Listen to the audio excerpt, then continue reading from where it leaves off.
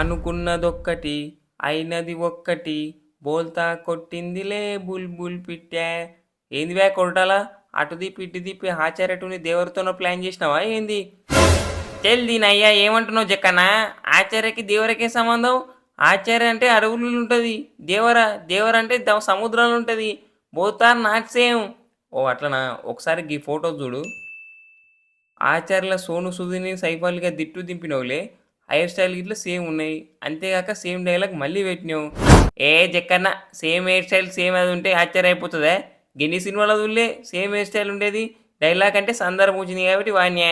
గవన్నీ సినిమాల చూడలే గన్ని డైలాగ్ సేమ్ కొట్టేటివి. దిస్ ఈజ్ కాల్ డెఫినెన్స్ అంతే. అవు జక్కన్న, మంది సినిమాల లెక్కలు బొక్కలు కనిపెట్టేది అని పని. అసలే మా శివన్న ఆశ్చర్య అంటే ఆగమవుతుండు. గసంటే దేవరని ఆశ్చర్యటం అంటావా? తారక్, నేనెందుకు మీ సినిమాలో ఏది పెడతా చెప్పు? గా లెక్కలు బొక్కలు కనిపెట్టింది నేను కాదు, ఫ్యాన్సే సోషల్ మీడియా ట్రెండింగ్ చేస్తురు. గవే నేను అడిగిన. జక్కన్న, గది ఒక్క పూట పట్టుకొని దేవరాన్ని ఆచార్య అంటావా? తారక్, గదొక్క ఫోటో అనుకుంటే పప్పుల కాలేసినట్టే. గసొంటి ఫొటోస్ దండిగా ఉన్నాయి, ఇంకేం చూపిస్తా చూడు. దేవర ట్రైలర్ కట్ చేసినోడు ఆచార్య సినిమాకి ఫ్యాన్ లాగా ఉన్నాడు. అందుకే సేమ్ టు సేమ్ ఆచార్య ట్రైలరే దింపిండు. శివన్న చూడే, గా ట్రైలర్ కట్ చేసిన ట్రాన్సాక్షన్ చేసి తొందరగా పంపి ఇంకొన్ని కొత్తని పెట్టుకుందాం. రెండో ట్రైలర్ ఇడుసుదాం తారక్.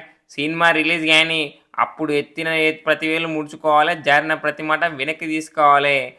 ఏంటి కొట్టాల బ్రో, లైట్గా నన్ను బెదిరినట్టుంది డైలాగ్. నిన్నెందుకు బెదిరిస్తా జక్కన్న?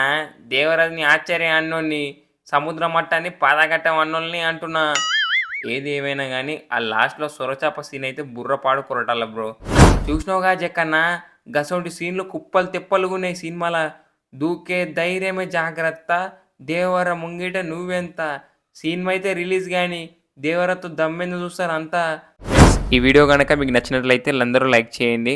అలాగే ఎంతమంది దేవర మూవీ కోసం వెయిట్ చేస్తున్నారో కామెంట్ సెక్షన్లో కామెంట్ చేయండి.